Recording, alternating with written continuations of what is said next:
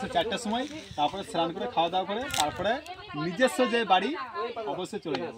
আর আমরা অহংকার নয়, গর্বও করি যে একটা মহাদেবের স্থান যেখানে হচ্ছে তারকেশ্বর, সেই তারকেশ্বর থেকে আপনারা বলছি না, আমি তুমি করেই বলছি, কিছু মনে করবে না, ঠিক আছে?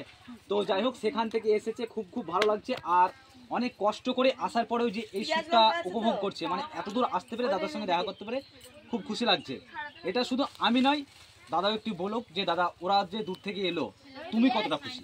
অবশ্যই, কেননা বন্ধুরা তোমরা একটা জিনিস দেখে থাকবে যে অল টাইম আমাদের বাড়িতে 10 জন 15 জন করে সবাই আসে, আর এই ভাগ্যটা সবারই হয় না।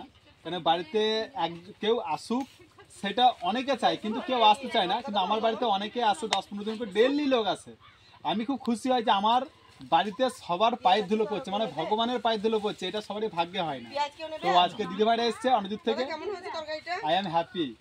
আর একটা কথা বলবো, আমি একটু থামাবো, যে তোমরা হয়তো তারকেশ্বর থেকে এসছো, শিবের মন্দির বা শিব ওখানটা জাগ্রত, সেই জাগ্রত শিব মন্দির থেকে। তো অবশ্যই তোমরা প্রতিটা ভিডিওতে হয়তো দেখে থাকবে যে আমি তাকে শুধু শিব নয়, স্বয়ং জ্যান্ত ভগবান বলে মানি। একদম হয়তো প্রতিটা ভিডিওতে দেখো যে আমি জ্যান্ত ভগবান মানি। শুধু জ্যান্ত ভগবান নয়, ওনাকে আমি রামের পদে বসিয়েছি। কথা বলি, অল টাইম ছোট্টু বলে না, অনেকে বলে, ছোট্টু তো বলেই আমি জ্যান্ত ভগবান, কিন্তু ভগবানের মধ্যে আমি নয়, ভগবান উপরবেলা আছে। আমি যেমনই সেরকম আমি আছি, এইরকমই থাকতে চাই, অল টাইম সবারই পাশে থাকতে চাই। যার যত প্রবলেম আছে না কেন আমার পাশে আসুক, আমি সব যতটা পারবো আছি অল টাইম। আমি আর একটা কথা বলতে চাইছি, সবাই বলে দিদি মানে মা, দিদি মানে সব, তো ওটা আমার ভাই, কিন্তু আমার একটা কিডনি বা হৃৎপিণ্ড আমার ভাই। আজকে আমি ওর জন্য দাঁড়িয়েছি, সত্যি বলছি, আজ আমি তারকেশ্বর থেকে বলছি এই কথাটা।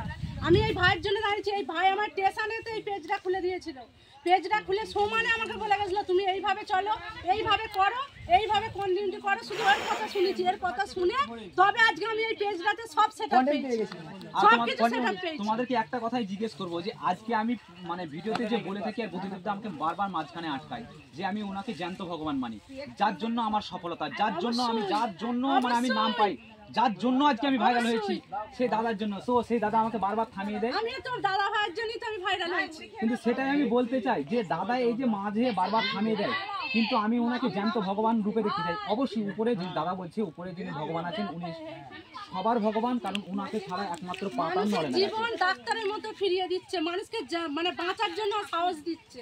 কারণ আমি তো মরে গেছিলাম, ভাই তো আমাকে মানে বাঁচিয়ে দিয়েছে।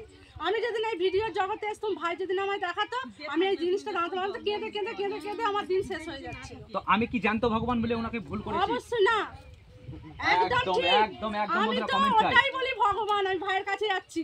আর আমার ফেসবুকে দেখবে আমি ছেড়েছি যে আমার ভগবান হলো বুদ্ধ ভাই আর মামুন দিদি ভাই। আর অবশ্যই যে দাদাকে নিয়ে কথা বললাম, আর অবশ্যই তোমরা জেনে থাকবে যে দিদিকে ছাড়া আমার ব্লগটা কোনোদিনই সম্পূর্ণ নয়। সেই দিদির কাছে একবার যাবো, একটু রিকোয়েস্ট করবো। এখন খাওয়া দাওয়া চলছে, কারণ খাওয়া দাওয়া শুরু করে দিয়েছে। এই যে আমাদের সন্ধ্যা দিদি ভাইয়ের বোন, দেখতে পাচ্ছ? একই দেখতে, একই দেখতে, সন্ধ্যার মুড়ি মিল, একদম একদম একদম দেখতে। আচ্ছা, সেই যেখানে যাওয়া হয়েছিল একই দেখতে দুজন। তো কতটা ভালো লাগছে যে দিদির পাশে আসতে এসে? প্রচন্ড শখ ছিল আসার, কালকে হঠাৎ করতে বলতে মনটা খারাপ হয়ে গেল। ওর এতই ইচ্ছা আসার, কি বলবো আমি বলে বোঝাতে পারবো না। আর আমারও ভাগ্য হলো মামুন দিদি ভাইয়ের কাছে আসবো। আবার সত্যি বলছি যে কি ইচ্ছা ছিল, আমাকে কেউ নিয়ে আসেনি, আমি মনের জোরে এসেছি শুধু সেটআপ গুলো পেয়ে। তো এটাই বলবো যে তোমাদেরকে এই যে তারকেশ্বর থেকে এসছে মহাদেবের পাশ থেকে, ঠিক আছে? তো মহাদেব তো অবশ্যই উপরে আছে, তো এই মহাদেবের কাছে এসে কতটা খুশি? আমি যে খুশি, আমি কাউকে ওটা বলে বোঝাতে পারছি না, একমাত্র আমি জানি। আর আমি ভিডিওর বন্ধুদেরকে জানাতে চাইছি। আর অবশ্যই এই যে দিদিটাকে দেখছো, এই দিদিটাকে আমি লক্ষ্মী রূপের কথা বলি, এটা কি আমি ভুল বলবো একটু জানতে? আমি দিদি ভাইয়ের একটাই জিনিস পছন্দ করি, দিদি ভাইয়ের কোনো মানে উল্টো পাল্টা জিনিসের ভিডিও আমি দেখি না। দিদি ভাই পরিষ্কার পরিচ্ছন্নের মতো ভিডিও করে, একটা যেমন গ্রামের গৃহবধূ সেরকম ভাবে ভিডিও করে, তার থেকে শিক্ষা আমাদের।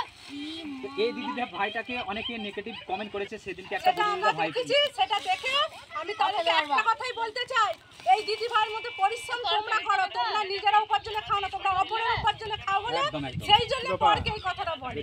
শুধু মাধবী খামকে এই কথাটা বলছি। আমি যাদেরকে পেজ খুলেছি, আমি দিদি ভাইয়ের দাদাভাইয়ের ফলো করি। আর ডান্স আমার খুব ভালো লাগে, আমাদেরকে আপনি এটা ভিডিও হয় তাই আমার খুব ভালো লাগে। আর দিদি ভাই ভিডিও আমাদের জন্য করবে, তাদের জন্য ভিডিও করে না।